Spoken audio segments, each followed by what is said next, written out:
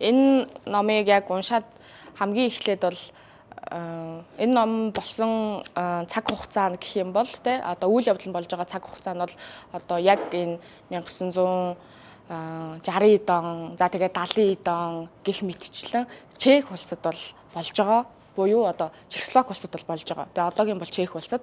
За тэгээд Чех улсад бол улс төрийн нөхцөл байдал бол Монголынхтай ер нь адилхан байсан. Тухайн үеийн Монголынхтай эхлээд бол одоо юу гэдгийг нацист Германд эзлэгдээд те тэнд байж байгаа. За тэндээсээ гараад нэг хэсэгтээ те ингээд амар тайван байж байтал зөвлөлт холбоот улсын зүгээс орж ирээ. За бид нар та нарыг хэвээр эрх чөлөөтэй болгоё. Бид нар та нарыг одоо ерөөсөө эрх чөлөөтэй болгосон шүү гэж орж ирэнгүүтээ бүгд найрамдах Чехословак улс болох жишээний. Тэгэнгүүт энэ нь өөрөө Монголын түүхтэй бас адилхан те Монгол яаж те бүгд найрамдах Монгол ард улс болсон те. За тэгээд цаашлаад бид нар яаж юм социалист улс болсон. Тэгээд цаашлаад бид нар яаж юм социализмын те дэглэмд ор амьдардаг байсан. Тэгээд бас дээрэс нь Чехословак улс бол 1989 онд одоо эдийн эрх чөлөөтэй ардчилсан дэглэмтэй улс болсон бол одоо Монгол улс 1991 онд гэдэг ч юм уу те. Ер нь бол ийм онцагийн хувьд бол нэлээд ийм адилхан. Тэгээд туулсан түүх тэрэнд ингээд орж ирж байгаа тэр улс төрийн тоглогч нь бол нэг хүн байснараа бол одоо бидний мэдэрчээсэн зүйлсүүд бол ялтчгүй адилхан юм байна гэдгийг нь бол эндээс бол харж болж исэн. Тэгээд ном бол хамгийн эхлээд бол улс төрийн дэвсгэрээс эхлээд тэгээд ингээд одоо пирамидаар төсөөлүүлэх юм бол ингээд доошоогоо харцсан гэдэг ч юм уу те. Тиймэрхүү пирамид шиг санагдчихж байгаа. Тэгээд ерөөсөө ингээд томоосоо жижиг рүү буюу яг ийм хувь хүн рүү те гэр бүл рүү, хувь хүний асуудал руу илүүтэй ингээд чиглээд дуусч байгаа тийм ном байгаа. Тэгээд яг хуу улс төрийн дэвсгэртэй хэрнээ улс төрийн тухай дандаа өгүүлээд байгаа юм бас энд ерөөсөө байхгүй. Энд хувь хүмүүстэй. За тэгээд цаашлаад бол нийгмийн олон янзын амьдралыг бол ингээд ийм 7 бүлгийн туршид ингээд харуулсан байгаа. Тэгээд тэр 7 бүлгийн ч гэсэндээ айгүй тийм метафорлог бас санагдсан. Тэгээд ийм хөгжмийн одоо 7 нот гэдэг ч юм уу те. Тэгэнгүүт тэрний ингээд сонсогдож байгаа одоо хэр чанга сонсогдтiin те гэдэг шиг. Тэгэнгүүт ингээд улс төр бол хүмүүсийн амьдралд орж ирэхдээ ямар хүчтэй байдаг вэ? Тэр нь ингээд яваад хүний одоо нэг хүний хувь хүний амьдралыг хэрхэн өөрчилдөг вэ гэдэг тухай бол одоо энд бол айгүй сайн бичиж өгсөн. Мэдээж энэ номон дээр хайр дурлал те янаг аммаргийн амьдрал, за тэгэл цаашлаад секс, урвалт те юу ч үгүй. За тэгэл гэр бүлийн хоорондын харилцаа, ээж хүү хоёрын хоорондын харилцаа ч гэдэг юм уу ингээд зөндөө юмнуудын тухай бол гарч байгаа. Тэгээд юун түрүүнд бол энэ инээд хийгээд мартахын тухай гээд тэгээд инээд нь юу юм бэ, мартах гэдэг нь юу юм бэ гэдэг тухай. Тэгээд хамгийн чухал нь бол энэ одоо үндэсний ой санамжийг мартуулах тухай энэ номон дээр ч гэсэн гарч байгаа шүү дээ. Хэрвээ чи ингээд үндэсний те тэр улсыг мохойл гэж бодож байгаа бол тэр улсын те соёл, тэр улсын тэр одоо үүх түүхийг нь бол үгүй хийх арчих хэрэгтэй гэж. Тэнгүүт энэ зүйл ч гэсэндээ яс юмн дээрээ бидэрт бас яг адилхан тохиолдсон байдаг те. Бид нар одоо монгол хүчгээрээ бишиж чадахгүй байгаа маань те. Одоо маш олон хүмүүсээ бид нар хэлмэгдүүлсэн нь. За тэгээд цаашлаад бид нар яг үүх түүх гээд ярьчих юм өнөөдөр ингээд одоо юу гэдэг чинь те. Тим юм үүснээ 100 жил, тим юм үүснээ 120 жил гэдэг ч юм уу. Иймэрхүү байдлаар багдгүй бараг Монгол Ардын намын үүсэлтэй холбож тайлбарлаж байгаа энэ төр гэдэг бол ингээд цаана энэ Чех улсад ч гэсэндээ яг тийм зүйлсүүд болоод байгаа байхгүй юу.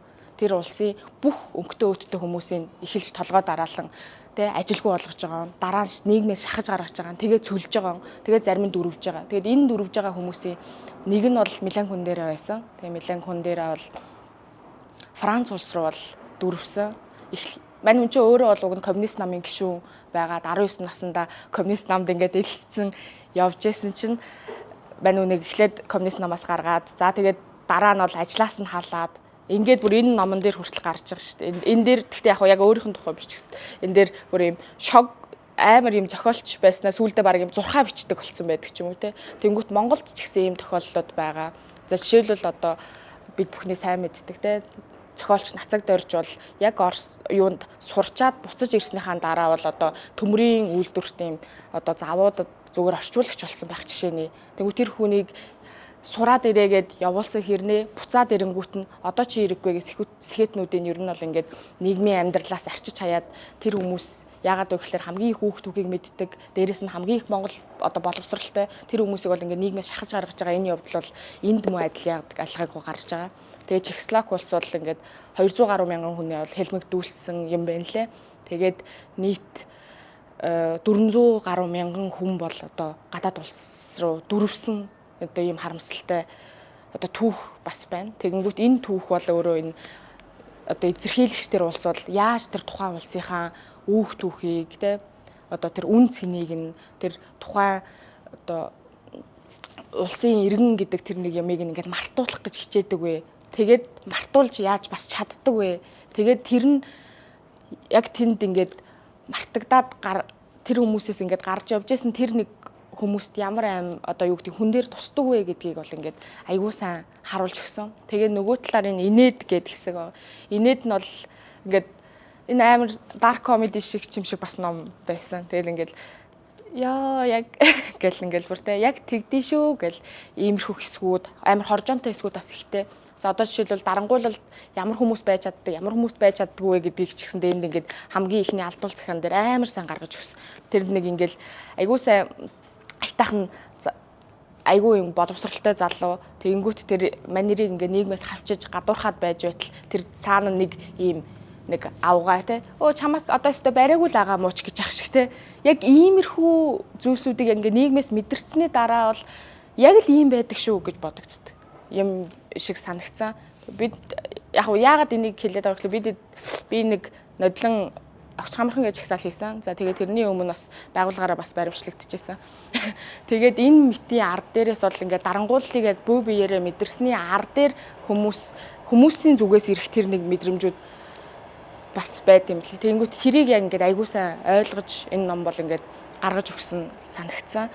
Тэгэнгүүт одоо жишээлбэл тэр нэг ямар хүмүүсийг дарангуулж болж ийнэ гингүүт хоёр янзын хүмүүсийг дарангуулж болж байгаа юм шиг санагдаж байгаа хгүй. За нэг нь бол за одоо дүүрсэн эрэг юу болж байгааг мэдж байгаа хэрнээ чимээгүй л амаа амхдаг хэсэг. А нөгөө хэсэг нь бол зүгээр л өөрөө угаасаа амьдрах чадваргүй учраас одоо тэр нэг жижүүрч хийдэг лүү те нэг авгаа гэдэг чинь номон дээр гарч идэг. Тэр авгаа шиг одоо ингээл наттай адилхан болсон бол за тэд нар өстой болж гэдэг ч юм уу нэг иймэрхүү хүмүүс өөртөө адилхан болох сул дорой болж байгааг бусдыг мэдрэх тэгэнгүүтээ өөрөө ямар нэг юм хийж чадахгүй учраас ингээд төрөөс ингээд цалин хүнлүү тавиад өгөх те төрөөс цэцэрлэгтэй болох төрөөс ажилтай болох төрөөс боловсрол эзэмшүүлэх гэдэг ч юм иймэрхүү юмнуудыг хүлээж авдаг бас нийгмийн хэсгүүд хүмүүс бас байдаг учраас одоо социалист дэглэм өөрөө бас ингээд ам бүхтэй бас утоп үзэл хэрнээ ам бүхтэй ингээд олон жил байсных нь бас юм хүмүүсийн бас юм мөн чанартай холбоотой хэсгүүд бол бас байгаа. За тэгээд ингээд ном бол хэд хэдэн 7 хэсгүүд байгаа. Гэхдээ энэ 7 хэсэг нь бол бүгдээрээ нэг юм амар юм юугмэр юм дээ хоржонтой тэгэнгүүтээ ингээд амар уйлмаар байгаа хгүй ингээд багтрах гээд байгаа юм шиг хэрнээ инээд хүрээд байгаа. Нэг иймэрхүү мэдрэмжтэй тэгэнгүүт бас дээрэс нь айгүй юм философи асуултуудыг бас тавьж байгаа. Тэр философи асуулт нь болохоор юу вэ гэхлээр те бид нар юуг мартаж чадах юм? Бид нар юуг мартаж чадахгүй юм те? Эх орноо чи мартаж чадах юм уу?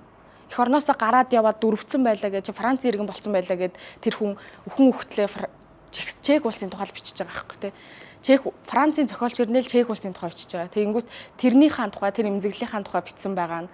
За тэгээд бид нар юуг инээд гэж боддөг юм те? Ингээд амар жаргалтай байгаа маань инээд яг муу юм уу те эсвэл дотроос төрдөг тэр гигэн сайхан инээдийн тухай юм уу гих мэтчлэн одоо чи юунд инээж гин те эсвэл чи юунд тэгэнгүүт ингээл бүх хүмүүс ингээл алга ташаал те одоо ч бид нар тийм дүр зургуудыг за хойд солонгосуудаас ч юм уу те харж болдог штэ ямар ч утга учиргүй зүйлсүүдэд одоо инээдэг те нийтээр алга ташдаг баярлдаг гэдэг ч юм уу иймэрхүү өөр үзэл бодлуудыг хаасан эдгээр юмнууд үнэхээр тийм жинхэнэ юм уу те гэдэг эдгээр асуултуудыг бол энэ ном бол тавьж өгсөн гэж бол бодож байгаа. Тэгээд орчуулга нь бас айгүй надад бас их таалагдсан. Тэгээд Сувдулан орчуулагчийн орчуулгаар бол бид бүхэн уншсан юм байлээ. Тэгээд Болор судраас гаргаж байгаа энэ 5 рам маань болохоор бүгдээрээ өөр өөрсдийн онцлог за байгаа. Гэхдээ тэр дундаа бол Мулен Кундерагийн энэ романыг бол